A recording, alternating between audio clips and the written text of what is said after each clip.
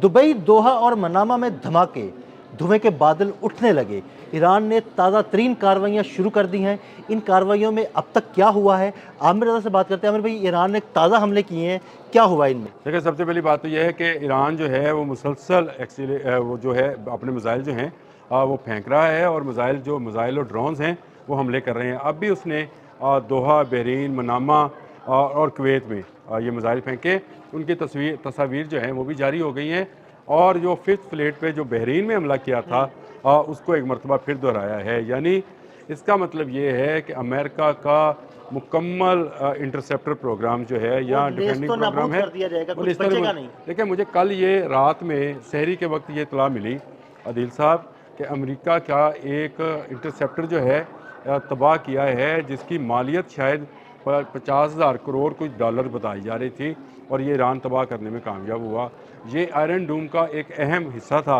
यानी वो चीज़ थी जो कि आपको बताती थी कि कई हज़ार किलोमीटर दूर ही मिसाइल किस रफ्तार से आपकी तरफ बढ़ा है, और पिन पॉइंट पर आप उस मिसाइल को निशाना बनाते थे। लेकिन ताज़ा तरीन हमलों में एक मरतबा फिर ईरान के पासदारान इनकलाब ने साबित किया कि वो किसी आयरन डूम को खातर में नहीं ला रहे। अब जो ममालिक अमेरिका के अड्डे रखते हैं उनके लिए एक बड़ा खतरा पैदा आमिर हो भाई, गया वो है। जो हमला कर रहे हैं, जो मिसाइल फायर कर रहे हैं, वो देखें कि उसमें से मुझे लगता है शायद 50 to 60% जो है ना, वो अपने निशाने पर जाके लग रहे देखिए, हैं। इसमें दोनों तरफ से जो बयानात हैं उसमें बहाम है। देखिए, जो अरब ममालिक हैं और वहाँ से जो अमेरिकन बयानात जारी कर रहे हैं उसके मुताबिक कि हम ज़्यादातर 80% हम मिसाइल जो हैं उनको नाकाम बना रहे हैं, और सिर्फ 10 या 20% मिसाइल जो हैं वो भी हदफ से हट कर गिर रहे हैं। लेकिन जो तस्वीर हैं वो इस बात को, जो आपने बात कही, हाँ जी, उसकी तस्दीक कर रही हैं। बिल्कुल ऐसे ही। तस्वीर बहुत खौफनाक हैं। आपको इनके साहल पट्टियों पे, इनके जो कम्प्लेक्सेस हैं वहाँ पर आपको धुएं के बादल उठते हुए नज़र आ रहे हैं। तो ये धुएं के बादल कोई आप टायर जलाकर कोई एहतजाज तो नहीं हो रहा ना वहाँ पे, वहाँ गिरे हैं। और इंटरनेशनल मीडिया इसको तेज़ी के साथ जो है रिपोर्ट भी कर रहा है कि ईरान रुक नहीं रहा है। ईरान ने कल से लेकर आज तक सैकड़ों मिसाइल जो हैं वो गिराए हैं, और सैकड़ों ही अमेरिकन फ़ौजियों को या मेरीन्स को जो है वो उसने हलाक किया है। ईरान और ये कह रहा है, ईरान दावा कर रहा है कि उसके हमलों में कुछ 250 के करीब जो है ना अमरीकी एहलकार हलाक हो चुके देखिए, हैं। 27 तो जो है उसके अमरीकी अड्डों को निशाना बनाया गया है। कुवैत के जिस एयर बेस के ऊपर अमेरिकन जहाज़ मौजूद हैं उस पर हमले की तस्वीर भी सामने आ गई हैं। वो तस्वीर भी आप साथ लगा सकते हैं। लेकिन ईरान जो है वो भरपूर तरीके से, मैं ये समझ रहा हूँ कि जवाब दे रहा है। ठीक है, ईरान में कल का रोज़ जो था वो बहुत सख्त गुजरा, और अली ख़ामनेई शहीद भी कर दिए गए, लेकिन इसके बावजूद ईरान एक कदम भी पीछे हटने को तैयार नहीं है। और ना सिर्फ तैयार नहीं है बल्कि वो आगे बढ़कर जो है अब हमले कर रहा है। और अब ये जो है इजराइल से निकलकर मिडल ईस्ट के बाकी शहरों, बाकी मुल्कों तक ये आग फैलती चली जा रही है, और ये जंग वसी होगी।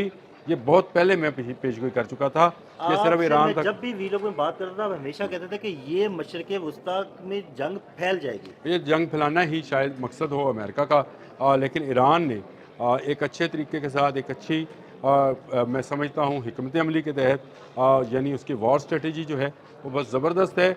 वो इन ममालिक के अंदर भी इन ममालिक के शहरियों को निशाना नहीं बना रहा, और उसके पास इंटेलिजेंस निशाना नहीं बना रहा, सिर्फ उन जगहों को निशाना बना रहा है जहाँ पे अमेरिका का कोई फौजी अड्डा है या कोई बेस है। आप मुझे एक बात बताएं, उसकी इंटेलिजेंस रिपोर्ट चेक करें ईरान की, कि वो इसराइल के वजारत दफा के उस फ्लोर पे हमला करता है जिस फ्लोर पे उनका कॉन्फ्रेंस रूम है। बिल्कुल।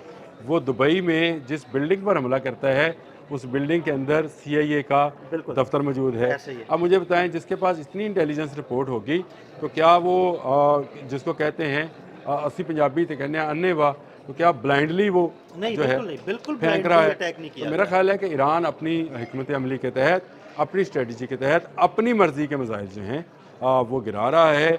कहीं अल-जुल्फ़िकार जा रहा है, कहीं कादर जा रहा है, कहीं अब्बास जाता है, कहीं खैबर शिकन जाता है।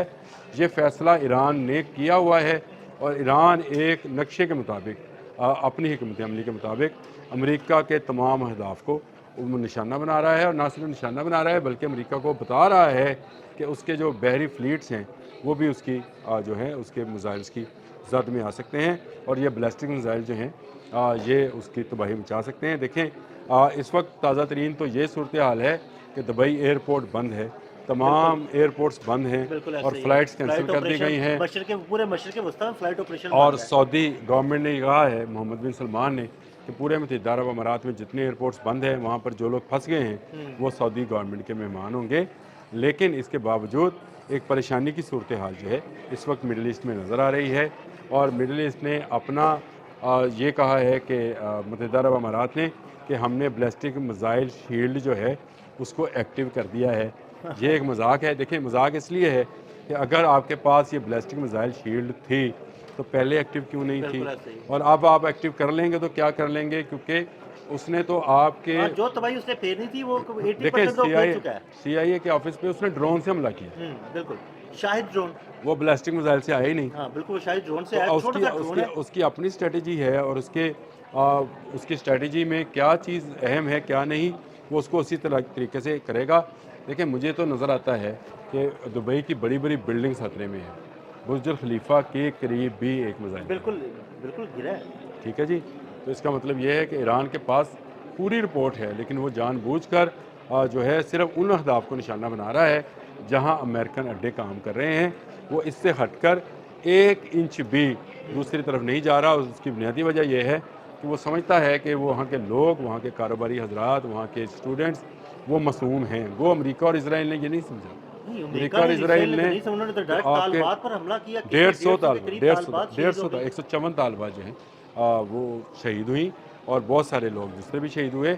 लेकिन ईरान अभी तक सिर्फ अपने उन अहदाफ को निशाना बना रहा है जो अमरीकी इंटेलिजेंस के अहदाफ हैं या अमरीकी आर्मी के मरीन्स के अहदाफ हैं या उसके कमांड एंड कंट्रोल सेंटर्स हैं या उसकी एयर बेसिस हैं। हाँ जी। तो ईरान एक टारगेटेड ऑपरेशन कर रहा है और इसको उसने जो नाम दिया हुआ है वो शायद हक 4 है, इस तरह का कोई नाम है जो उन्होंने दिया, बदला हक 4। ये बदला हक जो है वो लेना चाह रहे हैं और वो उन्होंने इस ऑपरेशन का आगाज़ कर दिया है। जंग फैल रही है और जंग के फैलने के साथ साथ ईरान अपने मसल्स शो कर रहा है कि वो एक ताकतवर मुल्क है और खलीज का कोई दूसरा मुल्क जो है, चाहे वो अमरीकी अड्डे भी रखता है, उसकी पावर के सामने। आमिर भाई, ईरान ने अभी तक खलीज फारस में या आबनाए हरमुज़ में अपनी जो मिसाइल कश्तियाँ हैं उनको लॉन्च क्यों नहीं किया? देखें, यहाँ क्योंकि अमेरिका ने लॉन्च नहीं किया। जलाल फोर्ड से कोई आपको मिसाइल लॉन्च होता हुआ नज़र नहीं आया अभी तक। अब्राहम लिंकन से कोई मिसाइल लॉन्च होता हुआ नज़र नहीं आया। ऐसी आबनाए हरमुज़ के अंदर जो ओमान के साल के साथ साथ इनके जहाज़ खड़े हैं और रेड सी के अंदर खड़े हैं, वहाँ से कोई मिसाइल जो है ईरान की तरफ से, ये कि वॉर स्ट्रेटजी है। आप दुश्मन के हथियार से ही मारते हैं, यानी दुश्मन जिस किस्म का हमला करेगा आप उसी किस्म का उसको जवाब देंगे। अब दुश्मन अगर आपसे इजराइल की सरजमीन इस्तेमाल करके हमला करता है तो आप इजराइल में जवाब देंगे। अगर उसका 5th जो फ्लीट है वो बहरीन में मौजूद है तो आप वहाँ पे देंगे।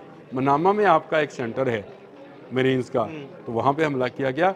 और अगर आप इब्राहिम लिंकन से आएंगे तो आपको वो कश्तियाँ भी नज़र आएंगी। देखें, अभी तो जंग शुरू हुई है, वो मैं लफ्ज़ नहीं बोलना चाह रहा था, लेकिन अभी तो जंग शुरू हुई है। अभी तो बहुत सारे हथियार अमेरिका के पास भी होंगे और बहुत सारे हथियार ईरान ने भी इस्तेमाल करने हैं। जंग अल्लाह करे ये टल जाए, इसमें बड़ी क़ुव्वतें जो हैं शामिल हो जाएं और आकर इस जंग को बंद कराएं। ये जंग बंद ना हुई तो ये एटमी जंग में बदल सकती है। मुझे लगता है कि कहीं ये एटमी जंग ना हो जाए। बहुत शुक्रिया आमिर भाई जी। बिल्कुल, आमिर भाई ने ताज़ा तरीन सूरत हाल के बारे में आपको आगाह किया। अदील अहमद और आमिर रज़ा को इजाज़त दीजिएगा। अल्लाह हाफ़िज़।